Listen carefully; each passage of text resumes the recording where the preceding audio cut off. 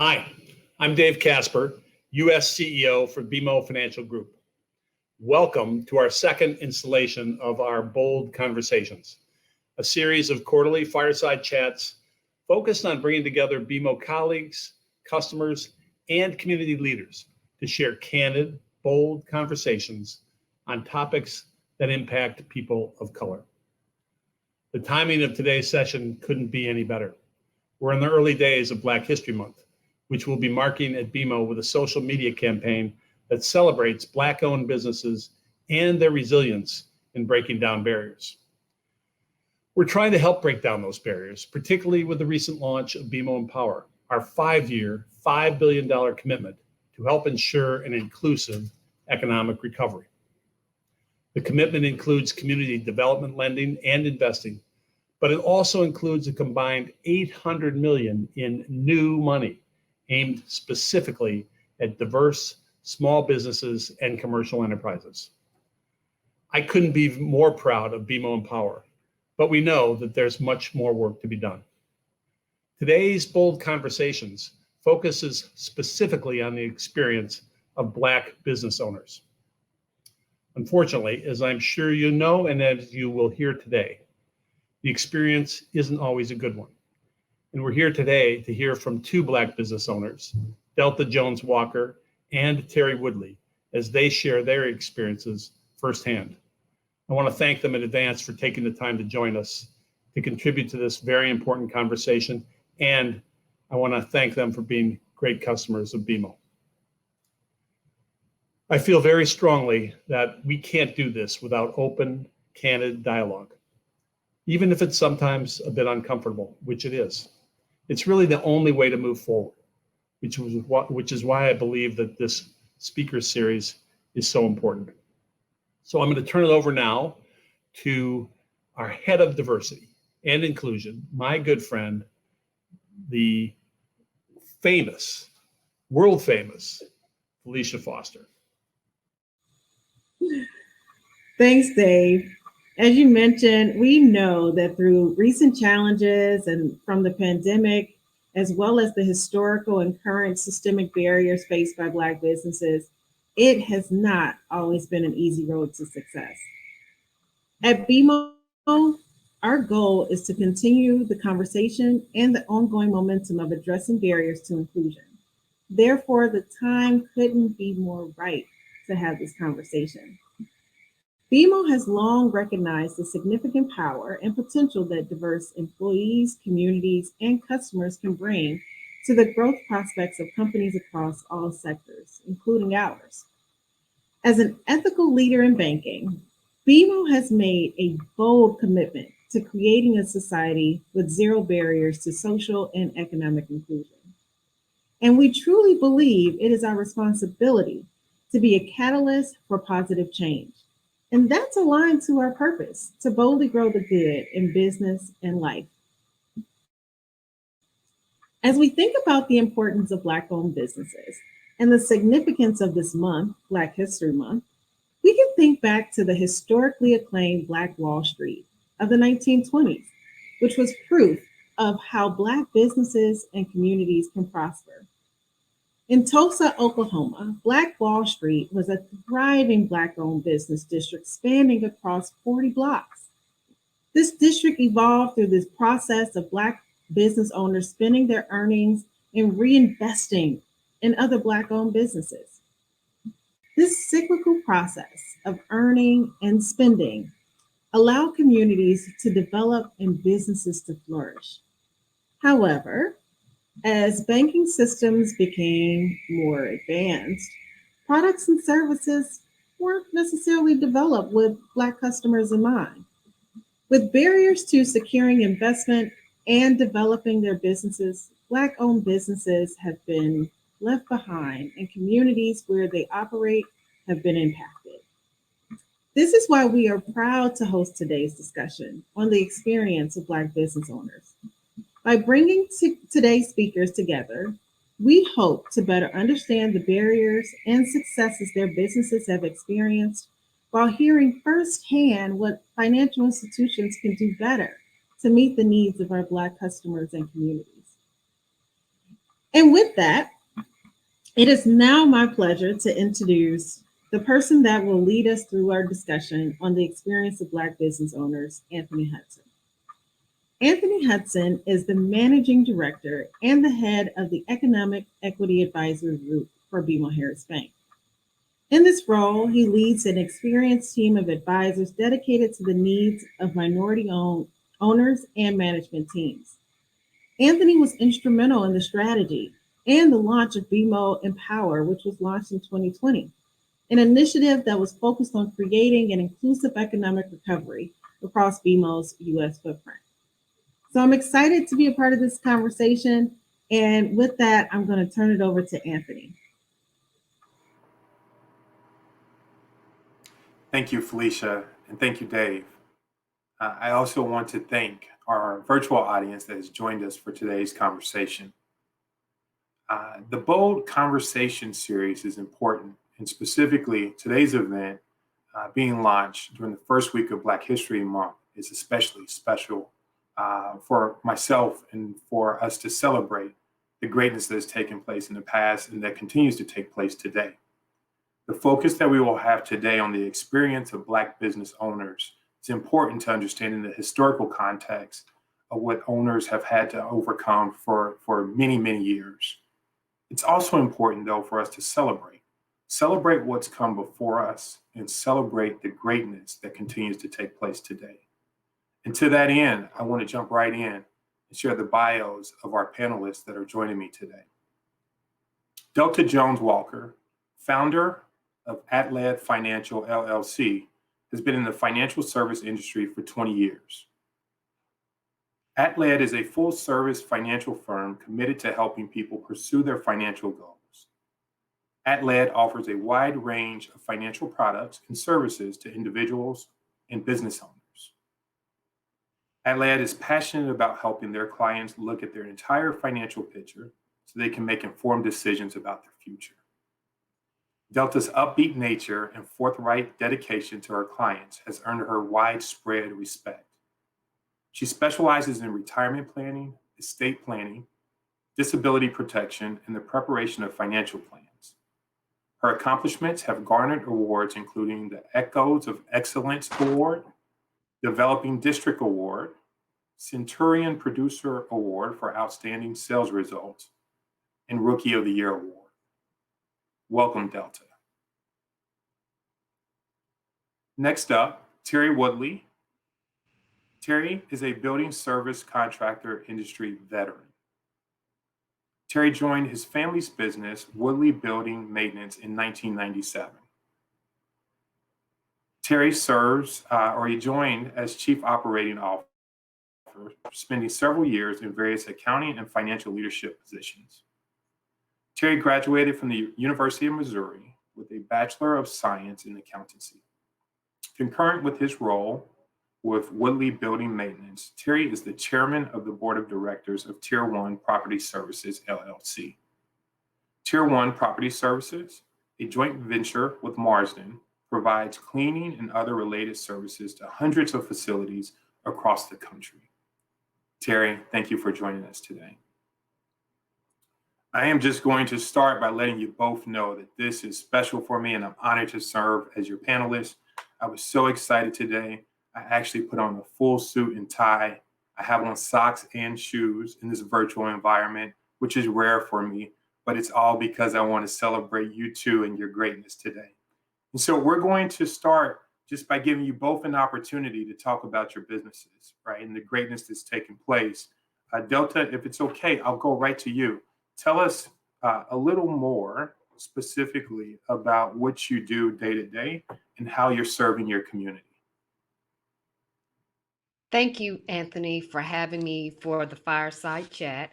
And I want you to know that Atled Financial is a financial planning firm that is based here in Schererville, Indiana. We're licensed in 23 states, and our focus is to help our individual and our business clients with financial planning, investment planning, retirement planning, education planning, along with estate planning and succession planning. Got caught up there.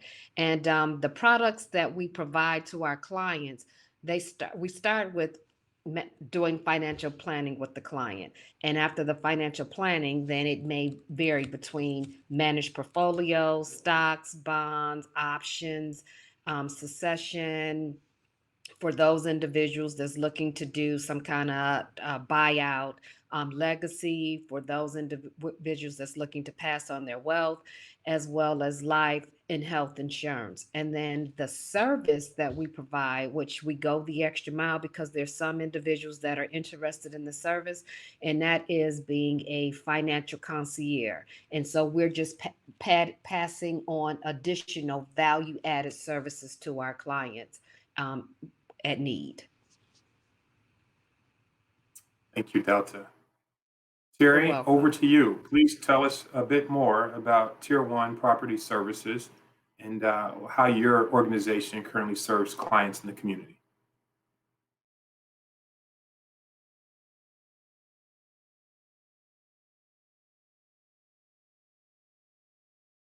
You're on mute.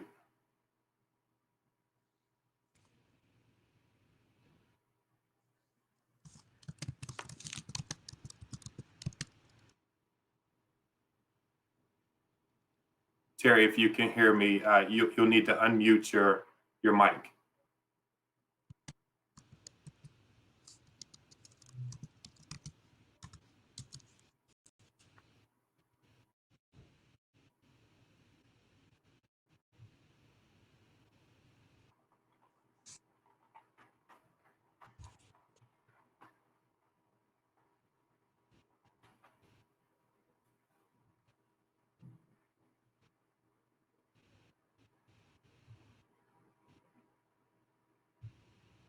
Okay, I'm going to shift, Terry, as we work on just the sound on your end. No worries there. We'll come back to you soon. I want to let the audience know that we do have a live chat feature, and to please submit any questions as we go throughout our presentation today. Delta, I'm going to come back to you. What you're doing, particularly at Atled Financial, is near and dear to my heart. I spent many years serving within our consumer bank, as well as time within our wealth management team. Oftentimes, we talk about economic equity for minority communities. And one of the keys to us achieving that is really our ability to close the racial wealth gap. And so as you describe some of the things that are taking place within your firm today, I couldn't help but think about how you are being really intentional about closing that wealth gap that exists within minority communities. Can you talk to us a bit more about how your firm is taking that on in today's environment? Well, first of all, we make sure that it's a comfortable conversation. When you start talking about money, that is a conversation that no one wants to talk about at the table. So you have to make sure that the participant is you are catching the participant right where they are, and that you're speaking to them and engaging in conversation and not speaking over their head. That right there is the closing piece at the very beginning, because when a client or a potential client knows that you have their best interest at heart and that you're talking to them in regards to their financial situation, and not saying that you need to be born with a silver spoon or you need to have $1 million before you come and sit with the financial advisor. That right there opens the door for them to feel very comfortable to start speaking with you regarding their financial situation. So the first step is having a conversation with an individual and catching them right where they are in the discussion.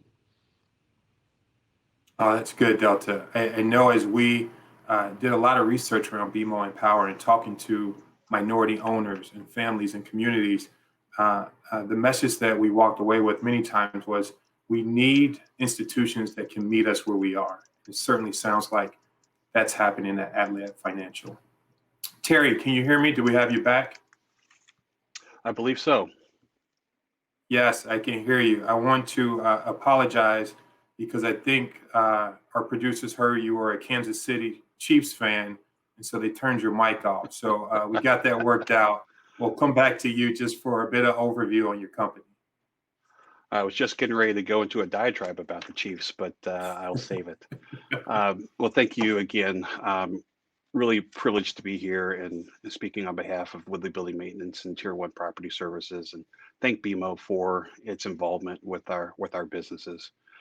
Woodley Building Maintenance was founded by my parents, Jimmy and Robert Woodley, in 1969. We're celebrating our 52nd year in business this year, and we're really excited about that. We are a full service janitorial company. We serve companies in a broad spectrum of industries and in several states. My parents really worked relentlessly to build this business, starting with limited resources, but with big dreams.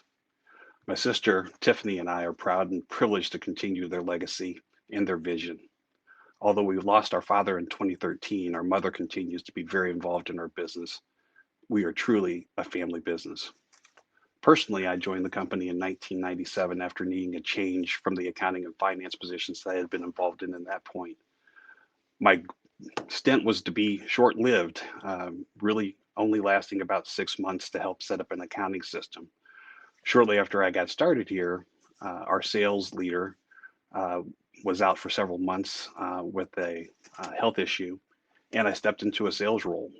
And that really I found my calling, quite frankly, in that and had immediate success growing our business. In 2011, we started Tier 1 Property Services as a joint venture with Marsden, which is another building service contractor headquartered in St. Paul, Minnesota. Just like Woodley, we have the capability of providing janitorial services across the country. We started that company with $0 in revenue, and this year we're projecting $40 million in revenue with that company. That's just a little bit about us. Congratulations, Terry. Terrific story, second generation business.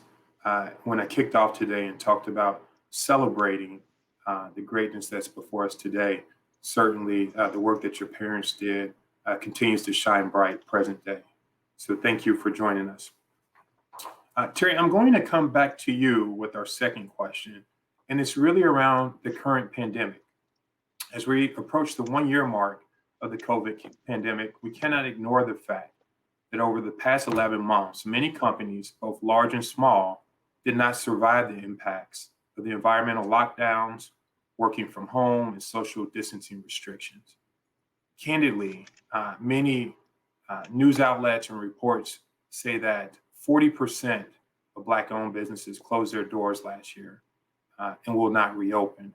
That's almost twice as high as white-owned businesses. So I want to talk to you both, and Terry, I'll start with you. How have you managed to survive the pandemic? Not just survive, but continue to see a thriving business as you've navigated the current environment? Well, being in the cleaning industry, our companies have literally been on the front lines of the battle against COVID. Our teams across the country have been delivering enhanced cleaning and sanitation services, allowing our customers to bring their workers back safely. It's pretty much of a double-edged sword for our business, however. On the one hand, we have many customers who are working from home and we don't have facilities to clean. But at the same time, we've got customers that are manufacturing or industrial type facilities, and they have come back to work and have asked us to really develop enhanced solutions for them to keep their folks safe while they're at work. Surprisingly, both of our companies have seen record revenues this year and frankly, record profits. Our concern going forward is really how this is going to look long term as things get back to normal. Will people come back to work? Will they work in their offices? Will they work in their facilities? And we've got to be flexible to be able to adapt to what our customers' needs are going to be going forward. Yeah, thank you, Terry. That's great news, and congratulations on terrific results during these difficult times. Delta, I'll come to you with that same question. How have you and your firm been able to navigate the current pandemic, and what have you seen just in terms of success at any level during this COVID pandemic? Well, Anthony, I'm going to start this off with it was with a lot of prayer. Um, I started off by letting you know that I'm licensed in 23 states, and at Atled, we have always incorporated the Zoom philosophy as well as the teleconference philosophy in our platform. So we didn't miss a beat. We still were able to service our clients, although we were not in the office, because we have all of our system, we have everything up electronically. So our files electronically, all of our client information, we can see what is going on with their accounts, everything being electronic. So it simplified how our staff was able to review accounts and how we were able to continue to work because everyone was able to work at their home, just like they were working at the office. We had all phone numbers, all numbers forwarded to the individual cell phone numbers, the staff's cell phone numbers. So as a result, our clients thought we were still in our brick and mortar, but we were actually at home. Um, I would also say that Federal Express, scanning, and email, they became one of Atlas' best business partners. So we didn't miss a beat. Handling finances, we were really looked upon as an essential person for the individual consumer, the business consumer, because we managed their money. The third week in March, the market just tanked and everyone was just blowing up the phones and we were answering the phones and they said, how are you all answering your phones when the other institutions are not answering their phones? I said, I don't know that, but we're here to help you. What's your question? What's your concern? So although we've gone through this pandemic, because of the fact that we started very early on putting systems in place to service our clients in other states so that we would never miss a beat, we haven't had an issue or concern, thank God. It's a And our terrific business has story, continued to Delta. prosper. That is amazing. In tough times, we often see where strong owners and operators are able to evolve, and they also are able to leverage innovation. And I certainly heard that in both of your stories, and it's just great news to hear that you continue to thrive in these challenging times. So, Delta, I'm going to come to you next, and my question really centers around inclusion. As Black Americans, we have faced barriers to inclusion throughout most of our lives. In business, these barriers can be even more difficult to overcome. When you started your business, what were some of the barriers that you faced, and how did you push through those?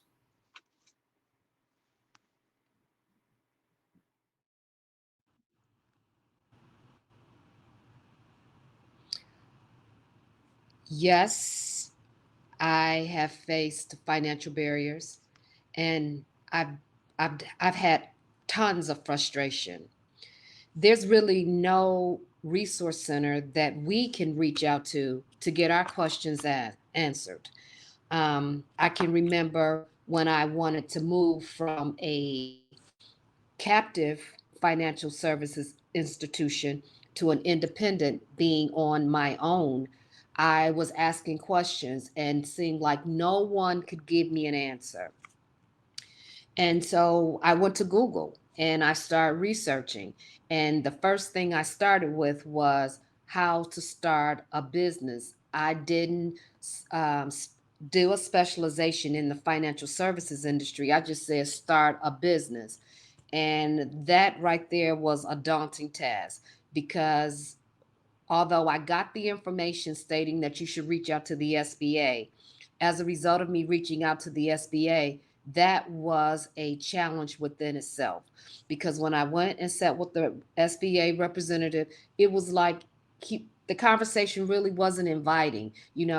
Do you have X amount of dollars saved? Okay, how is your credit score? I mean, it was more or less like an interrogation opposed to an inviting conversation to help you through the process. A person that wants to start a business on their own, that is more people in the community that they're able to serve, as well as more people within their community that they're able to offer a position to. That was my thought process, but that was not the representative's process. So as a result, he gave me a laundry list of what items I needed to have completed.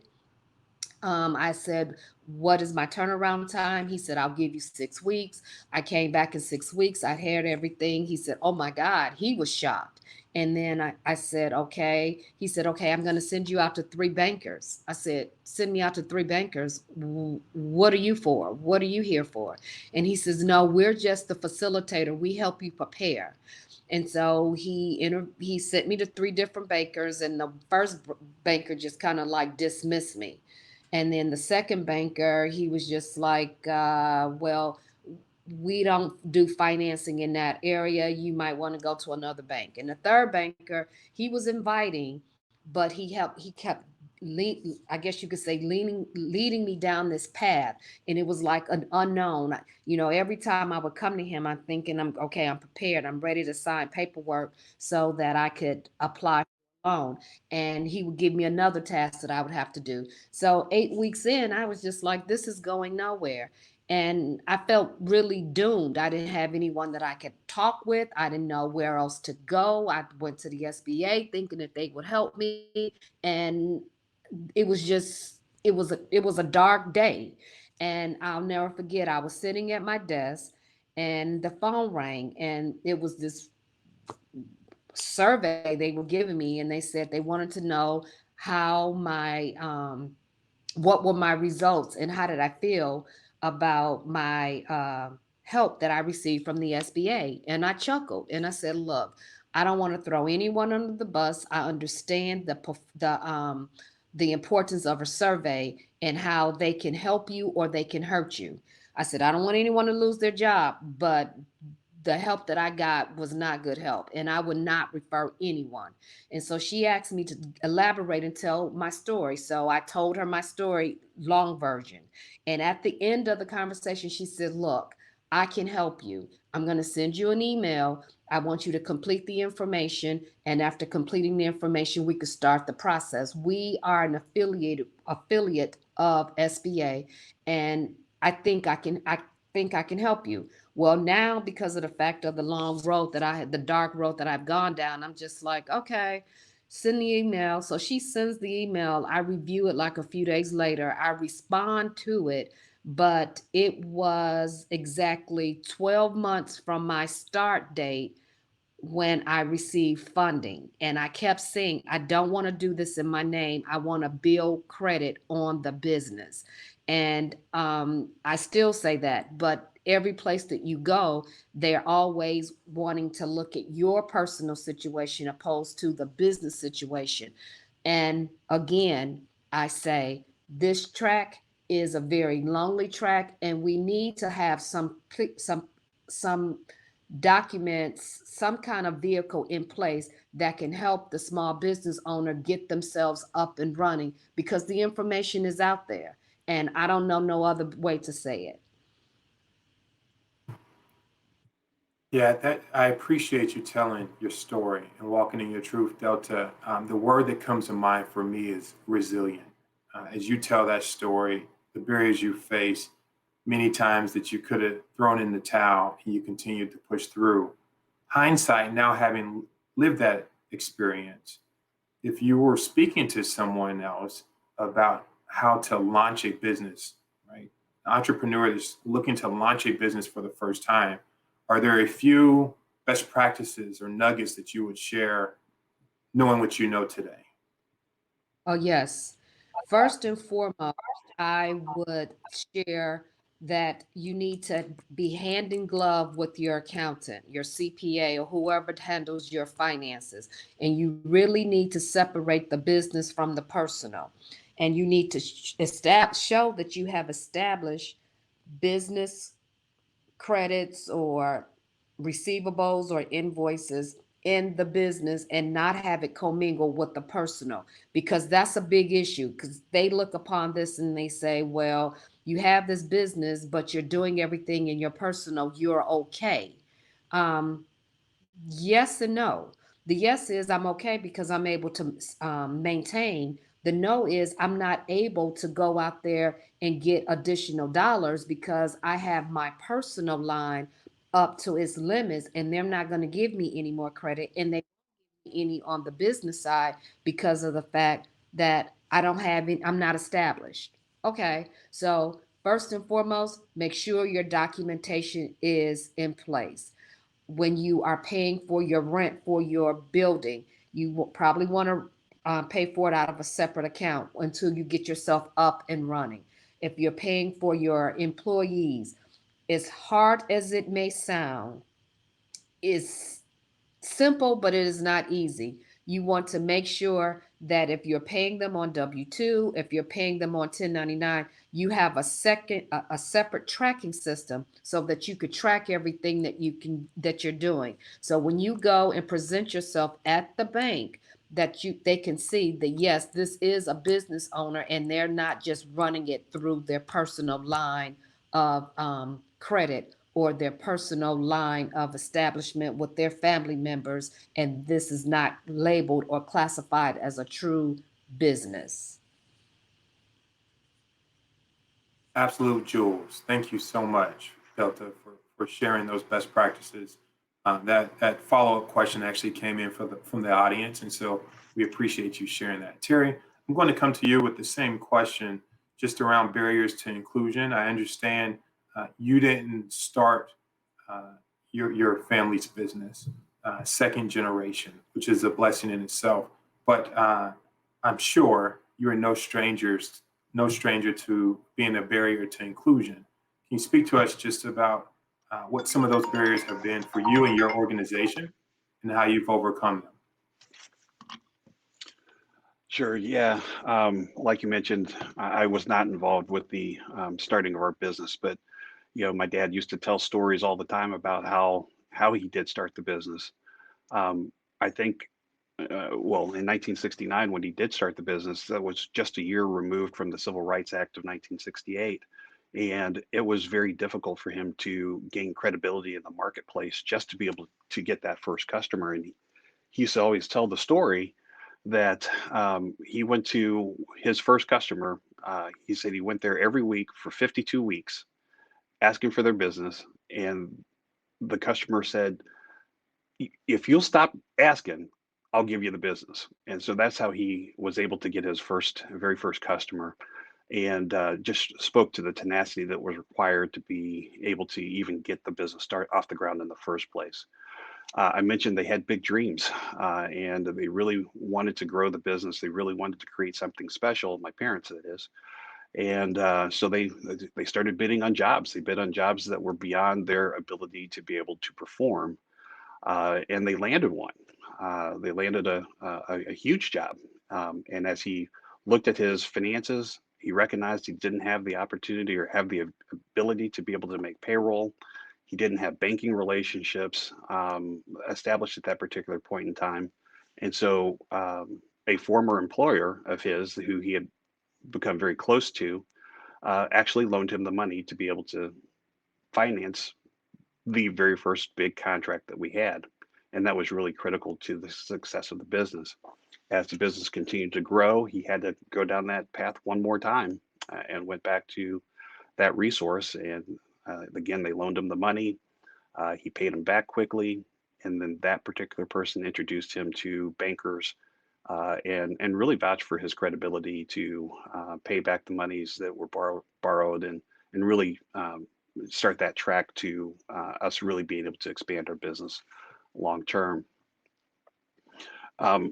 Today, as I look at our excess and our needs to working capital, I haven't really experienced a difficult time of doing that. And I think a lot of that has to do with the fact that we've been in business for so long, that we've grown to a certain size, and that we really do have a strong balance sheet. We've been very conservative in terms of how we run the business. And that's been really important to us. We don't take a lot of money out of the business. We continue to invest in the business. And I think our banking partners recognize that. It does, however, it's still a challenge for us to gain credibility in the marketplace, being a minority owned business. But I think we're working really hard to overcome that. Got it. So Terry, I'm going to come back with a follow-up question. You mentioned earlier in your introduction a strategic partnership with Marsden. And I had just talked earlier just about innovation, strategic partnerships. And I want you to touch just a bit, Terry, on how that partnership with Marsden, how that has played into your company's success, and what that partnership has helped you to achieve as an organization. Sure. Many years ago, we sold a big customer here in Kansas City. We did a great job for them. They called me up and said, "Hey, we've got opportunities in 27 states, and we'd really like for you guys to take a look at this opportunity and partner with us." And I literally looked at him, turned my palms upside down, and said, "I don't know that we can do that. I don't know that we've got the financial bandwidth to be able to do that. I don't know that we've got the um, talent, leadership talent to be able to do that." Um, and so we had to pass on that opportunity. That was really hard to do, but it was one of those things that I just didn't want to fail for the customer and lose the credibility of the business that we had with them. As time went on, we started recognizing that many of our customers, or really a lot of the contracts in our industry, started to get bigger. They got more complex. They got more geographically diverse. And we looked at how we were going to be able to compete going forward in that environment. About that same time, we reached out to some industry people that we were familiar with, Marsden being one of them.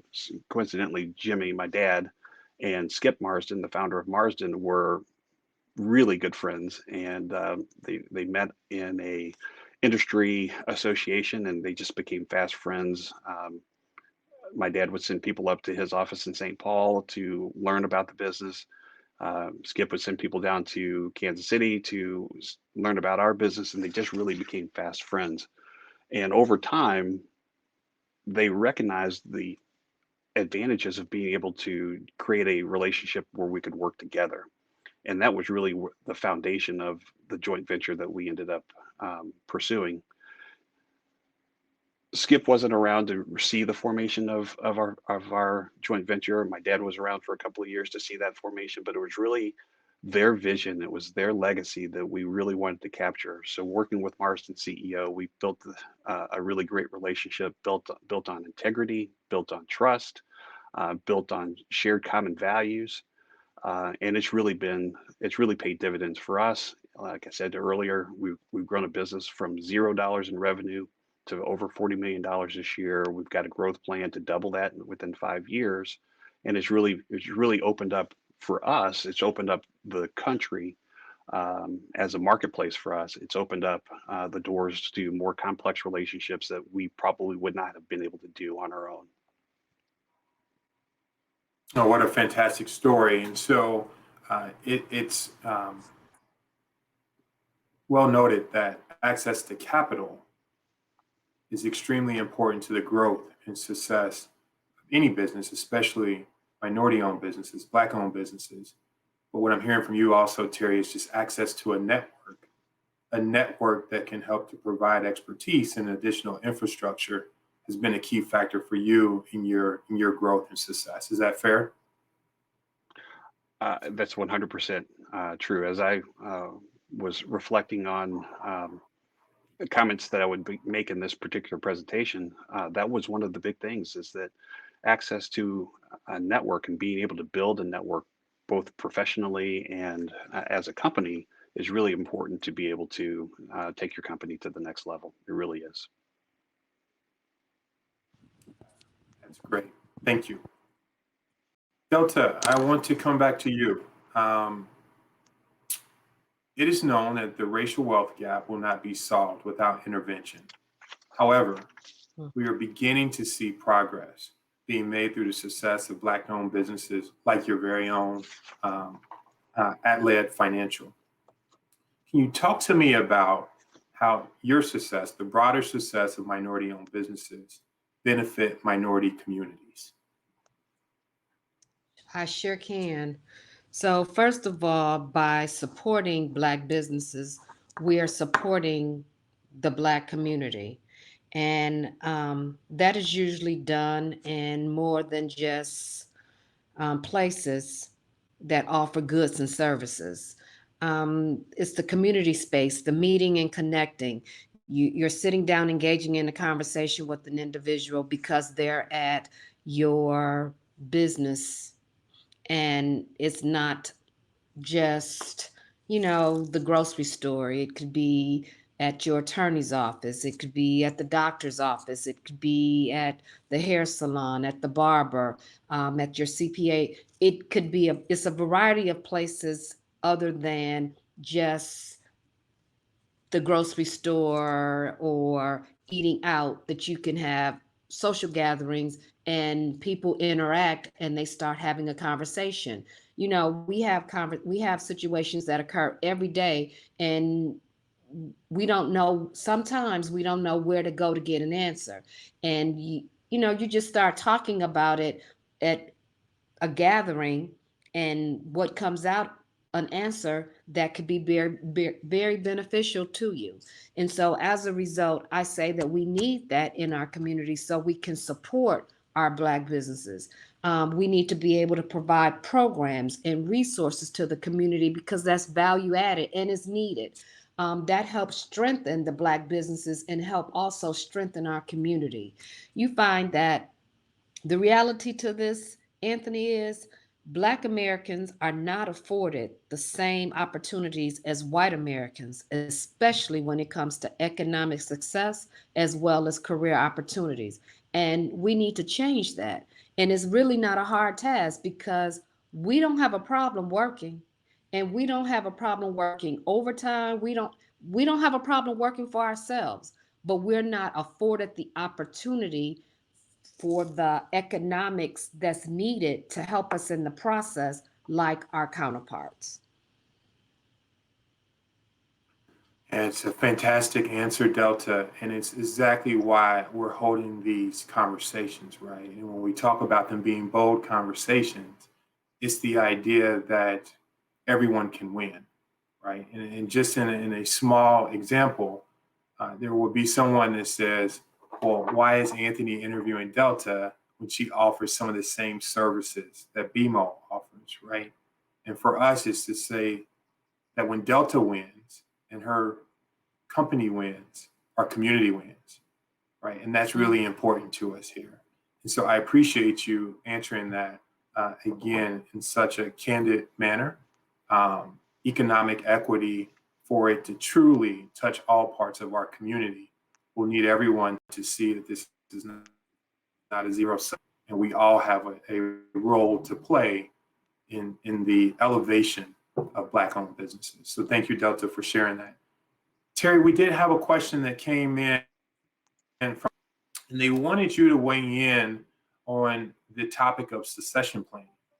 And so your parents started the organization, started the company.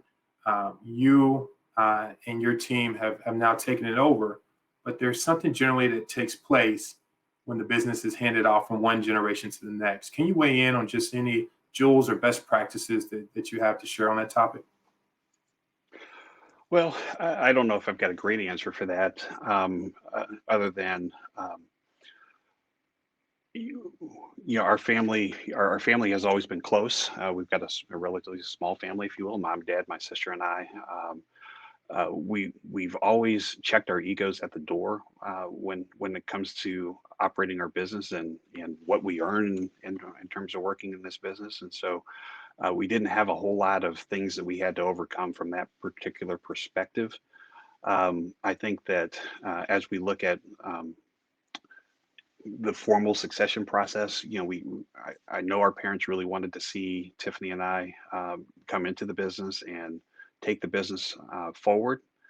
Certainly, I'm starting to have some dialogues with my children. I've got two boys that are adult age, still young, but adult age, that haven't really shown an interest in coming into the business, at least not to this point. And so we certainly are going to have to start having some dialogue about what does the future look like for certainly our businesses going forward. But like I said, not really a great answer, but we've just been able to make it work because we've just kind of taken ego out of the equation to try to do what's best for the company, do what's best for each other, and keeping that in mind and that as our focus point.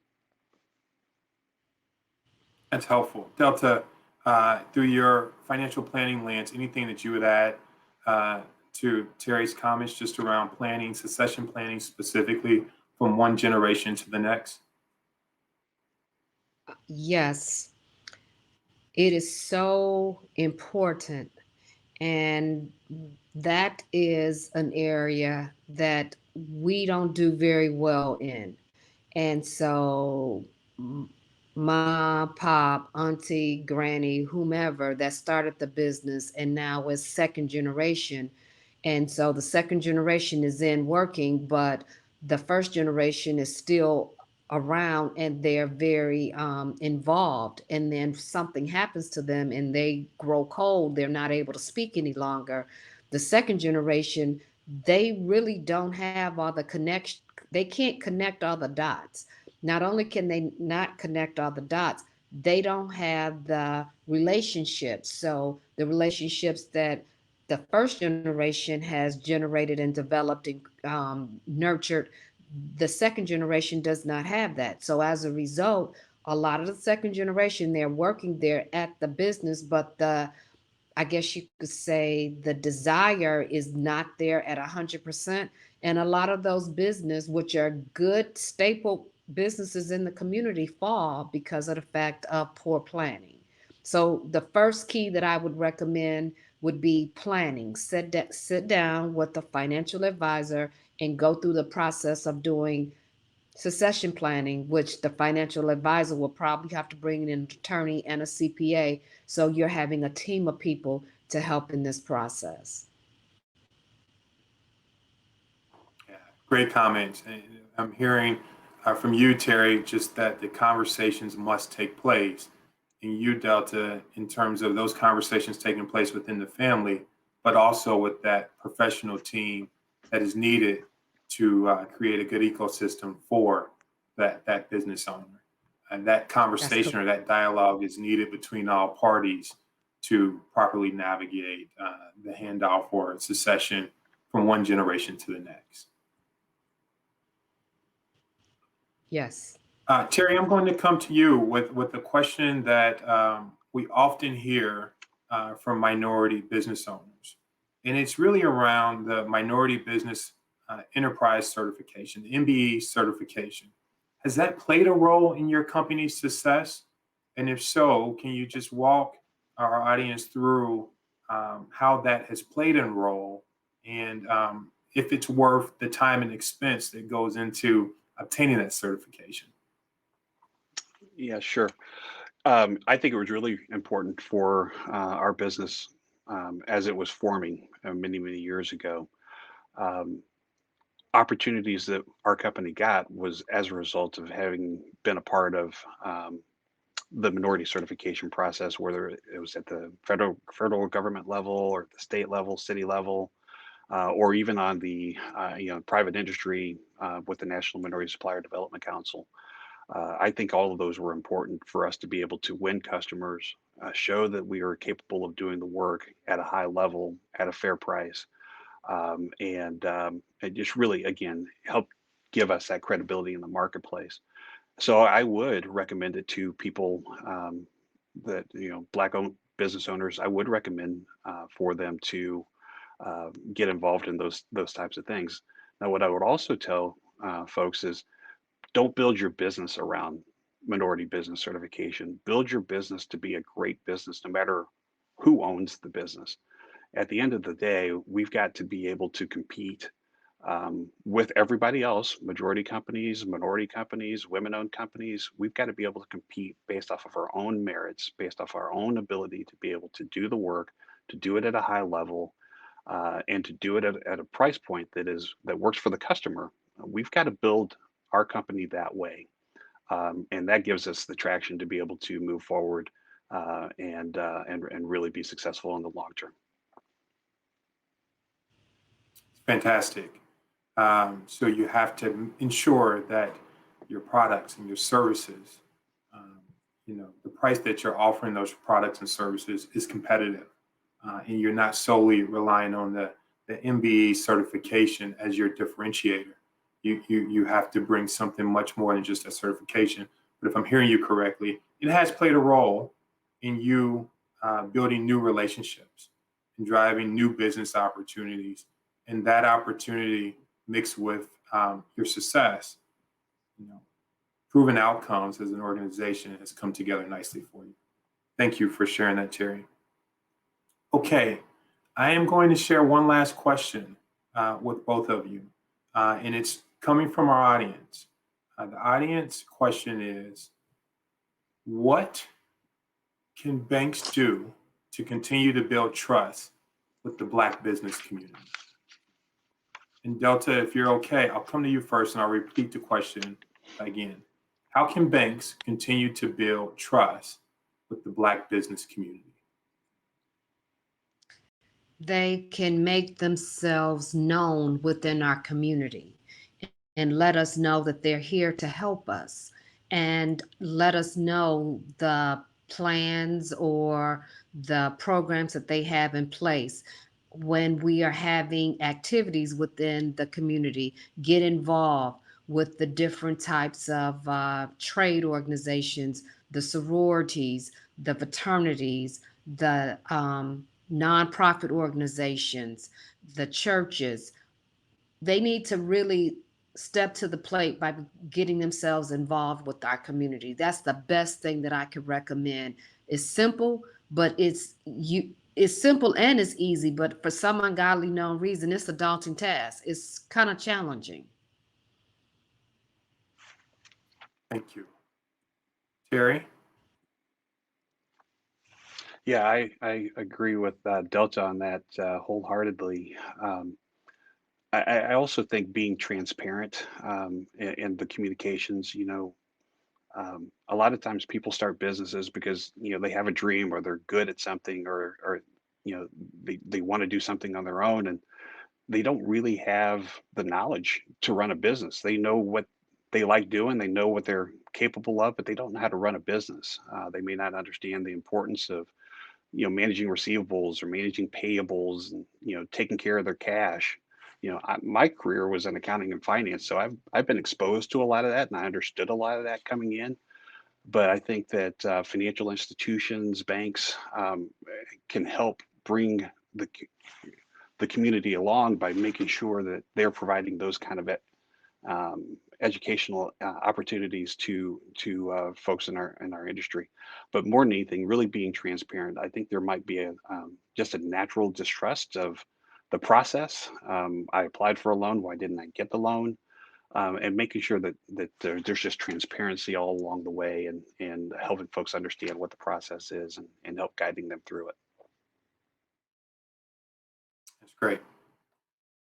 Terry and Delta, I want to thank you both. It's a terrific way for us to wrap up this program. And if I can pull some words out of what I heard you say is, banks must be accessible, must create access to capital, access to expertise, access to a network, and access to a diverse team, right? A diverse team that is willing to meet you where you are in the community that we all have an investment in. We all have skin in the game to ensure that our communities continue to improve. And it's also important for us in a very meaningful way to rebuild trust. You can't overlook the history that has existed for many, many years that has led up to the distrust that exists today. But it's important that we face that head on in a real and transparent way and continue to earn back that trust through the goodwill and through the sharing of resources and the support of organizations like both of yours. I am so happy that you two agreed to join our conversation today. There was a lot of nuggets that have been shared. There will be many people that will benefit from your comments and from your wisdom. We will ensure that we continue to support both of you and many other Black-owned businesses As Dave talked about when he kicked off this program, BMO Empower launched in November. And at its core, what we want to ensure is that there is an inclusive economic recovery. And we're doubling down to systemic racism. We believe we can do that in a really meaningful way by ensuring that capital gets to Black-owned businesses, to Latinx-owned businesses, to women-owned businesses. And we believe that when you have the access that you need to do what you do best, great things happen. Happen for you, our communities, for minority families. And we're excited about the journey that we entered into in November when we launched BMO Empower. So thank you all for being a part of this conversation and being champions just for Black-owned businesses everywhere. Next, I am going to turn it over to Tracy Morris. Tracy is our U.S. Chief Human Resources Officer, and Tracy will close us out today. Thank you so much, Anthony. Thank you, Delta and Terry. I've learned so much from you today. Terry said it very well. We play in a competitive field, and we have to have competitive prices. Information on networks, access to finances and capital are imperative for all of us. And I wanted to point that out because it's something that I hear from the Black community all the time. Thank you, Anthony. You did a fantastic job today. Conversations like the one that we had today are so important to building our neighborhoods. I want to thank our colleagues, Felicia and Dave. I want to thank our communities, and I want to thank our customers for joining us today. More to come from BMO. Thank you. Have a great day.